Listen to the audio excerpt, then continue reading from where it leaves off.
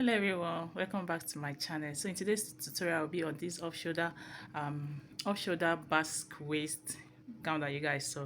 So we'll be recreating that today, and I'll be using these two fabric for it. So it's a lilac crepe, and then my Ankara African print fabric. So I'll be combining these two. This is what you're going to be using, and I have this one. You don't need much of it, or let's say depend on how big your child is. So I have half yard of fabric here, and this one I have about 1 yard, or just like I said, depends on how big your child is. So this is what you'll be using, and let's get straight into the video. And if you haven't subscribed, do what, hit on the subscribe button, and I will see you at the end of the video. So for this tutorial, I'll be cutting the front and the back together. So I'm going to go ahead and fold my fabric.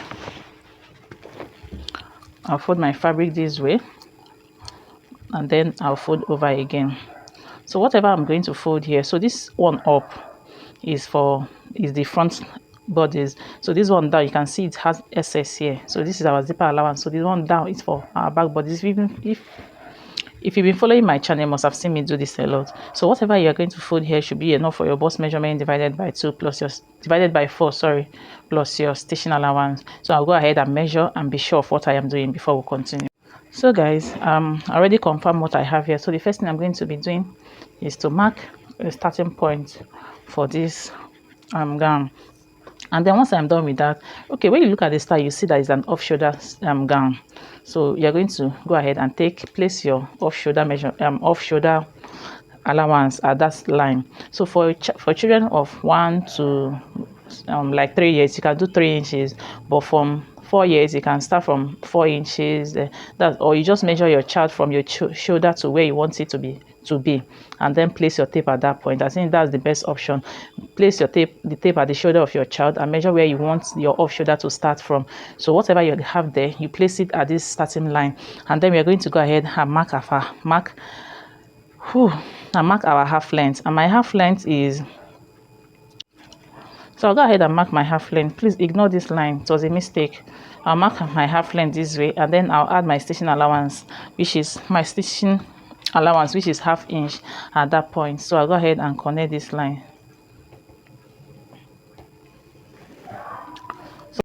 So at this point, you're going to call this our shoulder line. So at that point, you're going to go ahead and add your round upper chest measurement, where your off measurement started. So you're going to measure round the bust. Okay, let me show you guys. So you know that the off measurement started from somewhere here above the bust. So you just measure round this place, round, and then divide it into 4. So that's what you're going to include at this point. And then I'm going to add my stitching allowance to it. I'm adding half inch. You can add more than so, but just make sure that when you want to stitch it down, you should take out all the allowance that you added, because you want this gown to be fitted on the child just like you saw on the picture. But if you want it to be free, please do whatever that works for you. So that's what we have here. And because the measurements, the chest one and the waist one is the same thing, that's why you are seeing me mark it straight. But if yours is not the same, please do to remeasure your waist measurement and attach or add whatever you have there. So once we are done with that, for the back waistline, I am coming down by, so you're going to measure your child and know how much you want to come down with. So for me, because of what I am working with, the manicure I'm working with, because I want us to sample it on a manicure, I came down by 2 inches. But please, this will be too small. You can do 4 inches, 5 inches. So that's what I have here. I'm going to go ahead and cut this out. So this is not going to be included in the back measurement. Once I cut it out, I'll go ahead and trim off the measurements from the back.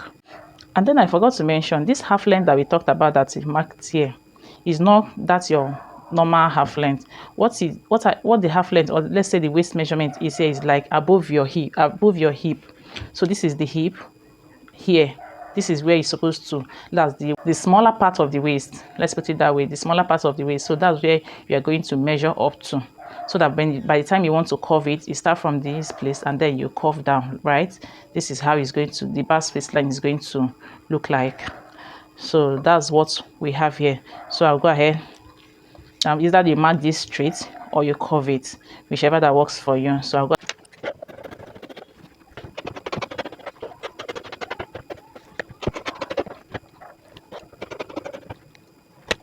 Okay guys, I went ahead to cut out facing for this. So this is for the back, so I'll just separate it. And I also made a notch at the zipper line so that I'll know where my zipper line is. So I'll go ahead and place this at the front part of this back bodice. I'll place it this way, stitch it down, place it this way, stitch it down. So I also did the same thing for this side, for this front one. I'll place it this way and then stitch it down by half of an. Okay guys, this is what we have at this point. So I went ahead to join the facing and also serge it.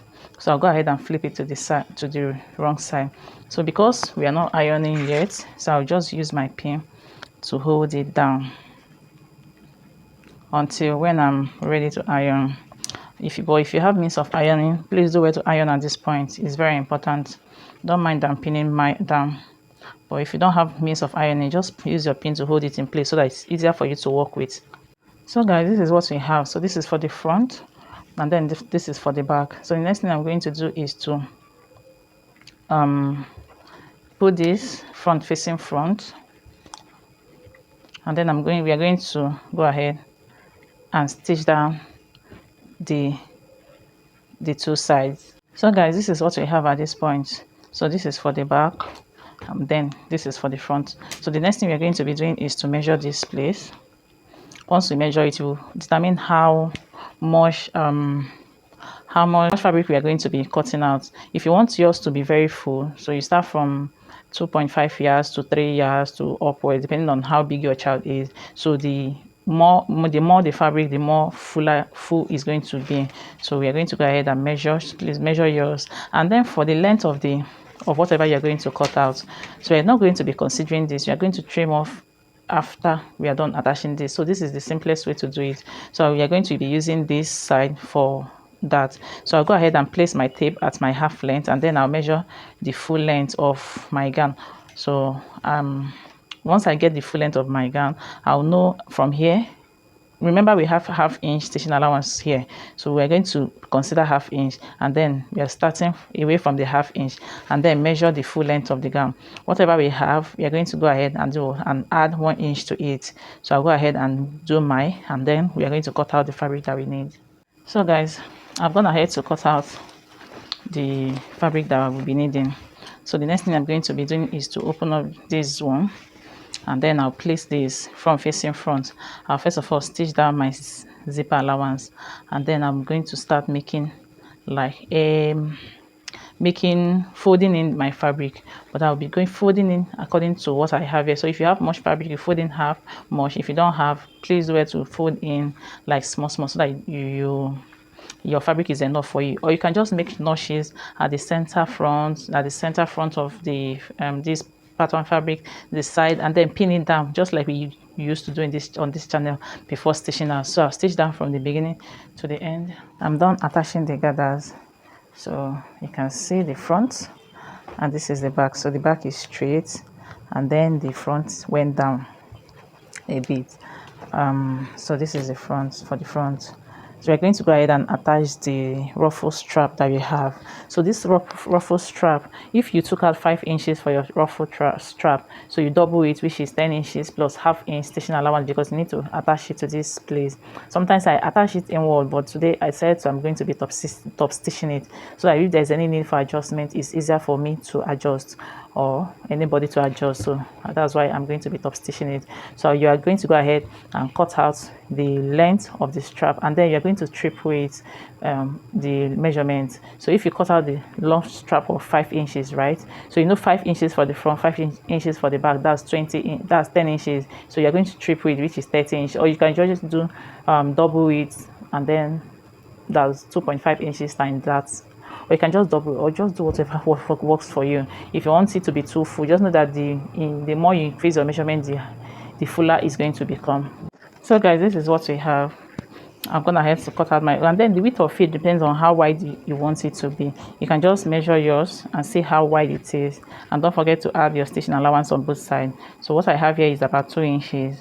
or you can do 2 inches depending on how small the child is, 3 inches, 4 inches, 5 inches. So I'm going to go ahead and serge the 2 sides, or you can just fold inward, fold the first one and then fold over again and then stitch it down. Once you're done with it, you're going to run a loose stitch at the center and then gather it to your sleeve or to the strap measurement.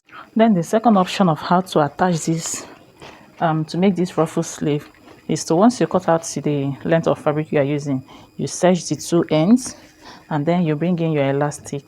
So you're going to place your elastic, make your first stitch, and then you pull on this last stitch. So once you pull it, you'll be stitching. By the time you get to the end and leave it, it's come together by itself.